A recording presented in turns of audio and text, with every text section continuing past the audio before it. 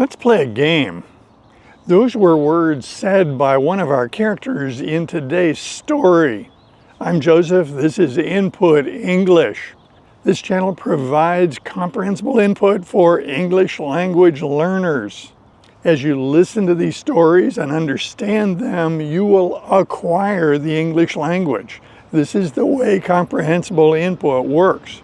This is the modern way to acquire languages. In today's story, we first join Kathy. She is just emerging from her study at home. Kathy is an attorney who has been working all day in her own office at home. She used to go to the law office to do her work, but since the pandemic hit, she has been working remote, and that approach still works for her, even though the pandemic is over. For the most part, Kathy works remotely. As she emerges from her office, she is satisfied that she's done a lot of work today. She worked from morning until this part of the afternoon, taking breaks only to get something to drink, use the bathroom, and then she took a lunch break. Her day was very productive, but she found herself a little restless. There was something nagging at her, something gnawing at her, but she couldn't put her finger on it.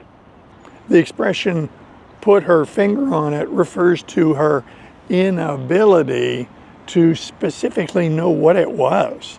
There's something, but she wasn't quite sure what it was. She couldn't put her finger on it. She shrugged it off and continued her activities because she needs to get the dinner prepared for the family. The boys arrived home from school, and Kathy explained to Craig that she would like some help preparing dinner.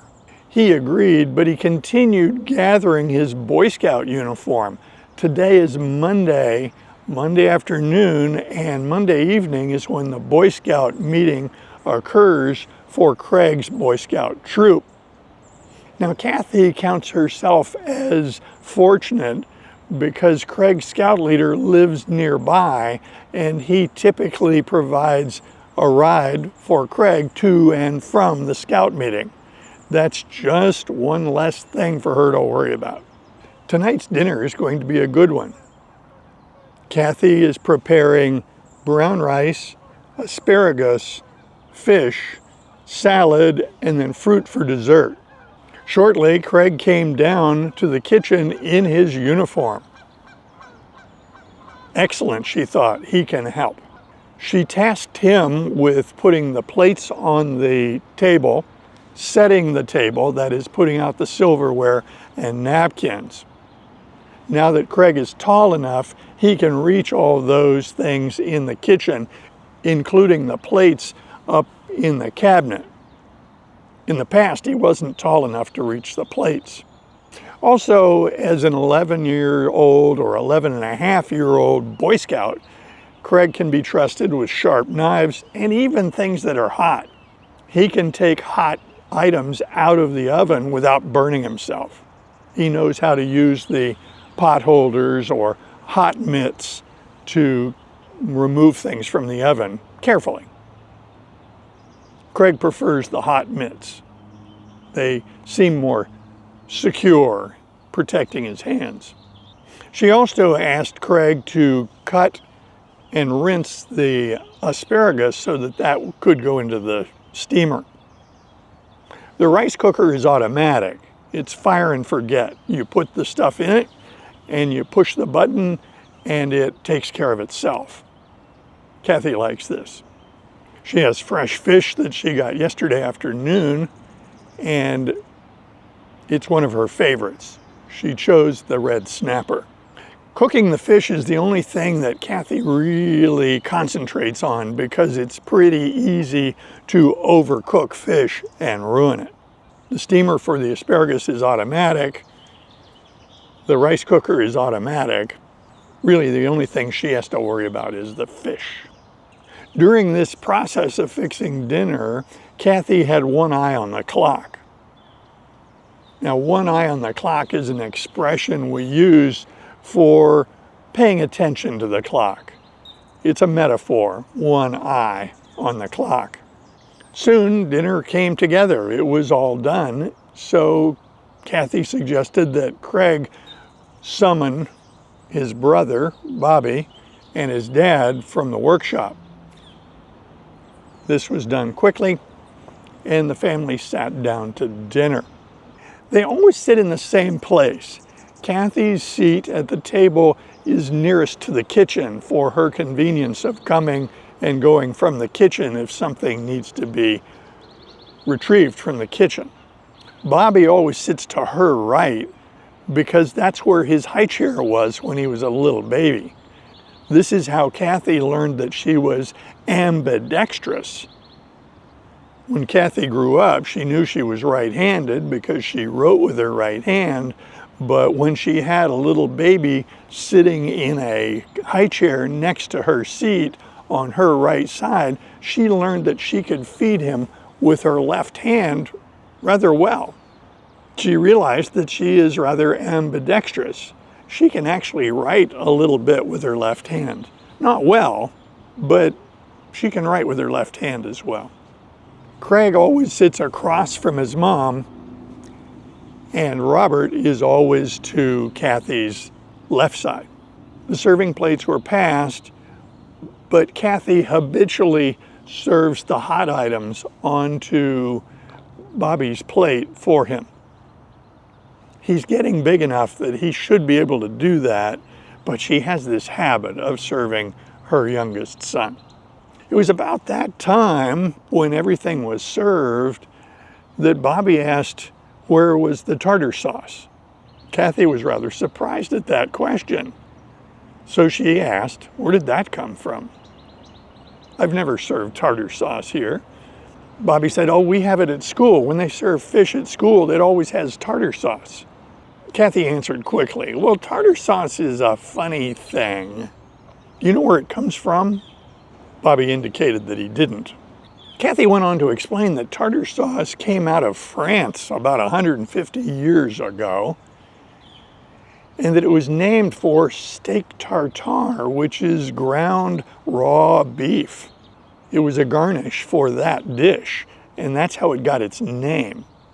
It's made from mayonnaise and pickle relish, sometimes some lemon juice to give it some tang, make it a little bit sour. And Kathy doesn't serve it because it's processed food and because she wants the fish flavor to come through on its own. She feels that tartar sauce would overpower good fish. She explained to Bobby and the rest of the family that she sees tartar sauce as being something you put on fish that you've ruined by overcooking, or fish that's not very good. As dinner progressed, it became clear that they had plenty of time to talk as a family. The Boy Scout leader wouldn't be there for another 30 minutes, so they had plenty of time. Over dinner, Kathy often likes to engage the boys, really the whole family, in discussions about interesting topics, sometimes philosophical topics. Often she conducts these sessions in a rather Socratic way. Now that expression, a Socratic method, refers to the teaching methods of Socrates as we understand what they were. It is said that Socrates, rather than lecturing his students or disciples, would simply ask them probative questions and draw the answers out of them. Let them come up with the answers based on these clever questions that he posed to them. This has very much been Kathy's style in raising these two boys. She learned this from when she was a law clerk for a federal judge. Kathy considers herself very fortunate because she had done well in law school, she had good grades, and she got good recommendations. And so right after law school, she became a law clerk for a federal judge. This Socratic approach is what she learned from her mentor, the judge. She thought he was a great role model for her. Today, Kathy said, let's play a game. Let's play a game. What will we call it? Let's call it plus 10 years. Everyone else at the table was puzzled. What is she talking about? She explained, you know, time doesn't stop. It continues marching on. And 10 years in the future will come. The question I'm posing to you is, what do you want to be? What do you want to be doing in 10 years? In a flash, she got an insight what she needed to say next. She had been restless all day. She couldn't put her finger on it. She wasn't sure why she was restless. But the idea just sprang from her. She said, I'll start. She said, I want to be a judge. The two boys and Robert were fairly surprised at this. She had never mentioned that before. They're very familiar with her law career. They didn't know that she harbored this wish to become a judge. Indeed, Kathy didn't know she harbored that wish to be a judge. It just came out of her today. And yet when she said it, it just felt right. Robert was very impressed with what she had said, and he was starting to think what it would take and how he could help her get what she wants. Robert is a very devoted husband, and he really wants her to get what she wants. Rather than speaking for himself, he turned to Craig and asked what Craig wanted to be. This was when Bobby butted into the conversation and offered something that was not requested of him. He said, Craig wants to be married to Charlotte. This little announcement from the little brother was not welcome. Craig knows that everyone knows that he is enamored with Charlotte. And in his heart of hearts, he does want to marry Charlotte. He's actually said that out loud.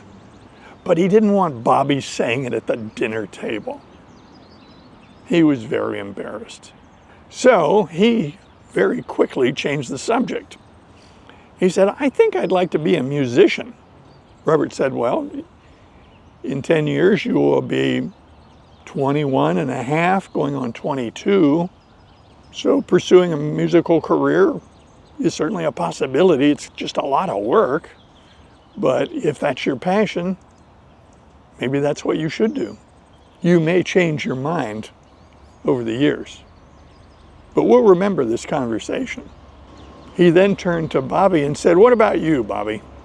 What do you want to be in 10 years? He then quickly did the math for Bobby, pointing out that in 10 years, Bobby would be 18 years old. Bobby answered, oh, that's easy. I want to be a college student, just like David. I want to go to the university and study something interesting. Of course, that answer very much satisfied both parents. Then Robert pushed back in his chair and thought, what do I want to do?